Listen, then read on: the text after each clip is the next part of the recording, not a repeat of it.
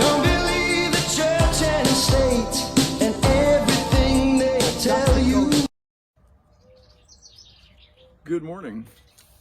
I wanted to share with you some of the lessons that I've learned in New York City. I've had several people asking me, so what are your big takeaways, or what really stuck out to you, or what did you learn? And so I thought I'd shoot a little video just to kind of share with you what I learned in New York City. It was not what I expected, for sure, but I'm glad that I went. So here are some of my takeaways that I learned in New York City. Number one, COVID is a horrible way to die. It just is. Not only do you suffocate because you can't get enough oxygen into your blood, but you die alone. When you're admitted to the hospital for COVID, only you go in, and that's the last you see of your family. And so it's a horrible alone. It's got to be a scary feeling. It was traumatic not only for the people that are experiencing COVID, but also for the nurses. It was tough on them. And so I guess it's not a joke, but at the same time, I've also learned that COVID is as much political as it is viral, and I'll get to that here in a second. So number two, hospitals and staff are overwhelmed. When I was in New York, I got to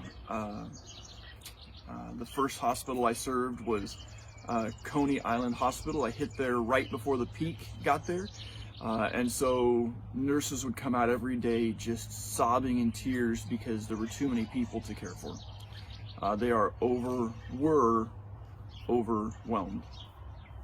But that is true not only during the COVID, but hospitals were overwhelmed before COVID. Talking to them again, all I hear is the stories I heard as the nurses got on the bus, but hospitals in New York are notorious for being overwhelmed. And so fighting this problem wasn't anything new for them as far as the patient load, but it was for a lot of my traveling nurses that I was moving around the city.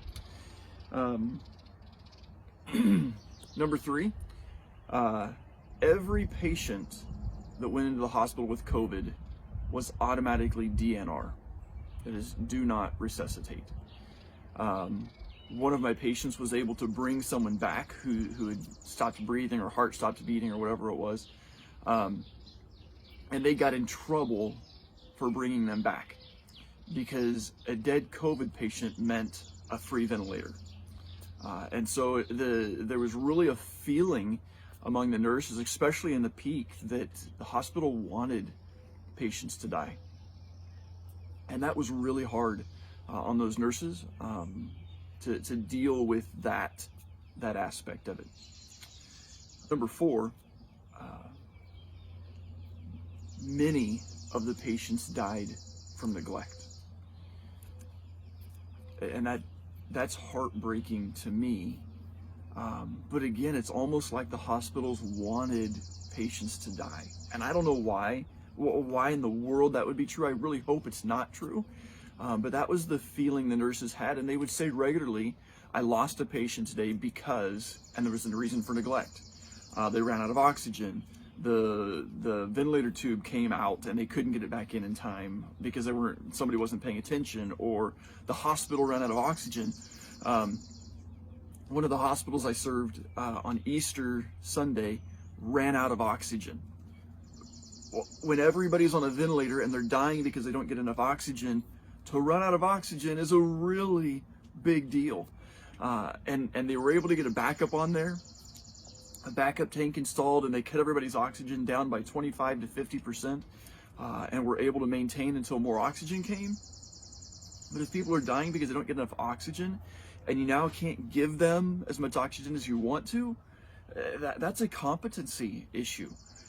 That's neglectful. And so that was one of the hardest things that we dealt with in New York was the competency, was the neglect, was the almost desire for people to die. It was really, really traumatic on the nurses that I was shuttling. Number five, most deaths were to high-risk individuals. The number one cause of death was always COVID, right? But the underlying condition to that was type 2 diabetes, overweight, or morbidly obese, and then the elderly. And usually they had multiples of those that they were dealing with. Now, again, I'm not in the hospital. I wasn't there to see everything, but that was the report I was getting back from nurses. And I would ask regularly, when they would say somebody died, I would say, well, did they have other health issues? Well, they were type 2 diabetic, or they were really, really overweight. In fact, Daily Wire News did a article here just a couple days ago that said 94% of the people that died of COVID in New York City were diabetic, were overweight, and were elderly. 94%. And so, although young people died, really, COVID wasn't the main killer, and everybody got classified as COVID. You could have been shot in the head, but if you tested positive for COVID, you died of COVID, and I don't understand that. But that's the report that I was getting.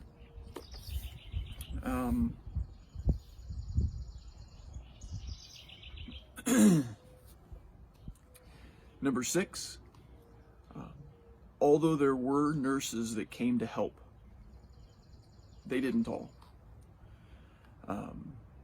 When I signed up to go, we were still new enough in this crisis, we didn't know if we were coming back. We didn't know how deadly it was. We didn't know how it was transmitted. We didn't know what the risks really were. We just knew we wanted to be there to help.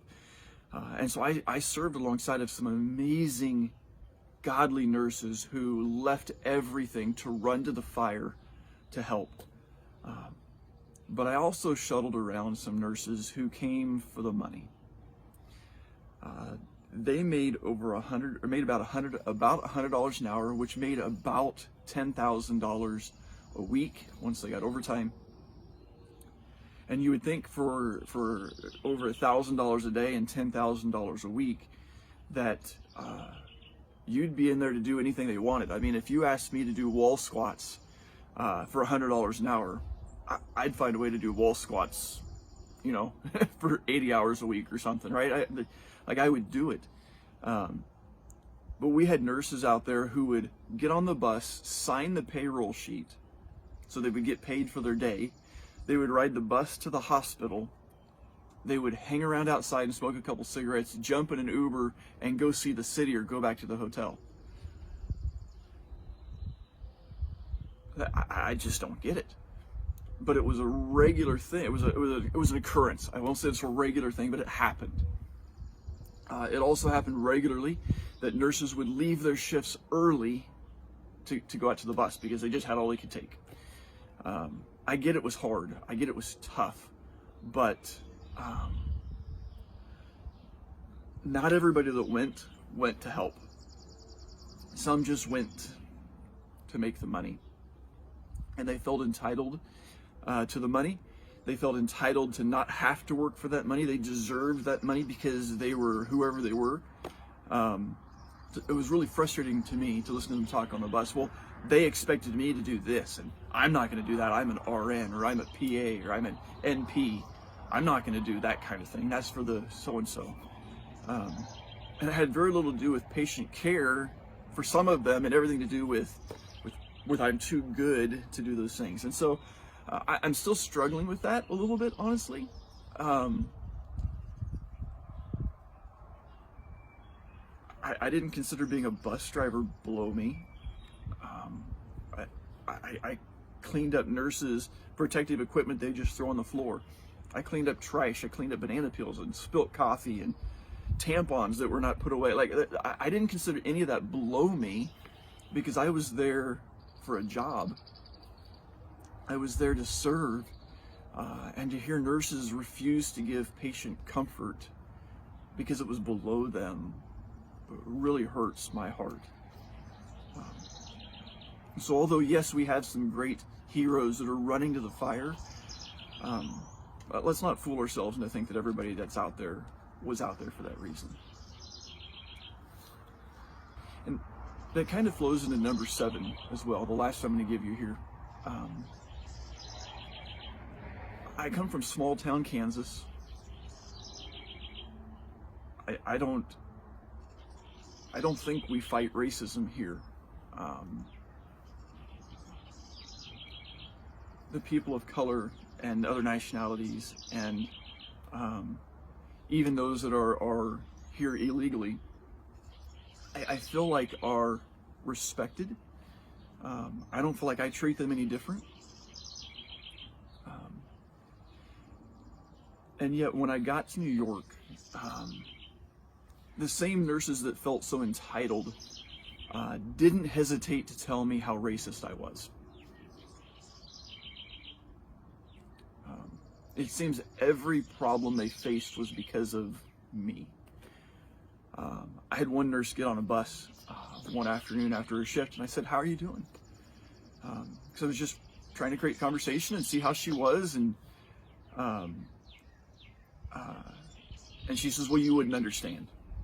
And she walked by and went back to her seat. Well, I had about a half hour until I was to take off, and she was the first one out. She actually got off her shift early to get on the bus. And so I stood up and took a couple steps back towards her seat, and I said, "I probably won't understand, but I'm happy to listen if you'd like to talk about it." And she proceeded to tell me about how hard it is on her as a woman of color, and how the whole world is out to get her, and how everything was my fault. And I was trying not to get defensive, but I said, how do you mean it's my fault? And she says, "Well, you're a white male, everything's your fault." And I thought she was joking at first until I realized she wasn't. She really believed that every bad thing that ever happened in her life was her fault, was the fault of white people. Even went as far as to tell me that I took her from her home country and forced her to be here, and now I owe her this debt of gratitude, and these rights and these freedoms and these things that she's entitled to her pay without working because I took her from her home country. Well, I didn't take anybody from their home country. My parents and grandparents, and as far as I know, my great-grandparents, even great-great-grandparents didn't take anybody from their home country. But they wanted to be the victim. And I just kind of let it go. I wasn't trying to start a fight with her. She'd had a long day at work, and I sat down up front, and as the other nurses of color got on the bus, they began talking, and really loud talking, and they would frequently say to each other, "Oh, you hold on to that. That makes you the victim. You hold on to that. You can use that later on." They wanted to be the victim. I just don't get it. Like, I don't want to be the victim. I am the victim sometimes of different things, but I'm not actively trying to be the victim. I'm not actively trying to look for some way to hold something over somebody else. And so it was so foreign to me. I had heard on comedy shows or different things like that, jokes made about, oh, whites are to blame for everything, but I'd never experienced it firsthand. And I don't want to dwell on this too long, I already have been.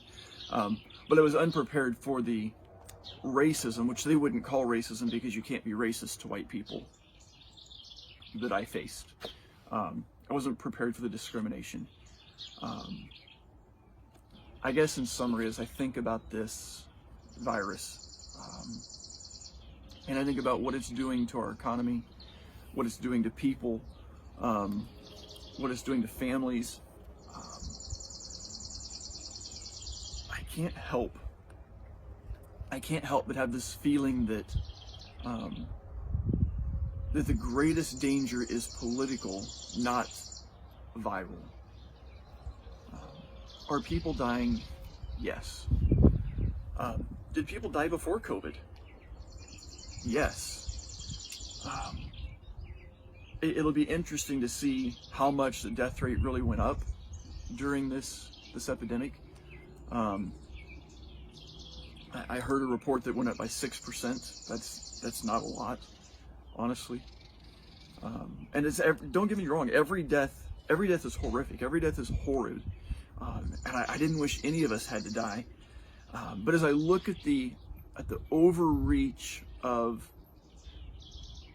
some people in power to control and manipulate life.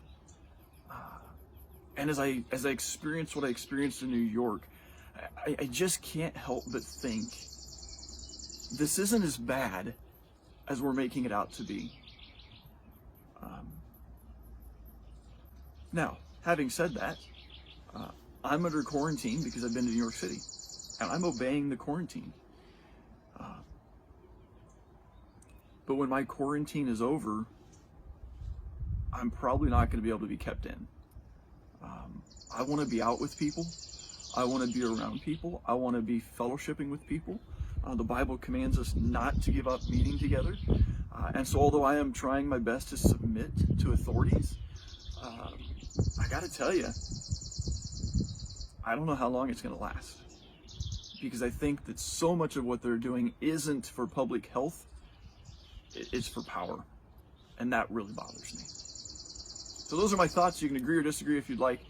Doesn't matter. That's my opinions. That's what I experienced. And if you'd like to talk more about it, give me a call. Shoot me a private message on Facebook or let's chat. And we'll see you then. God bless. Bye.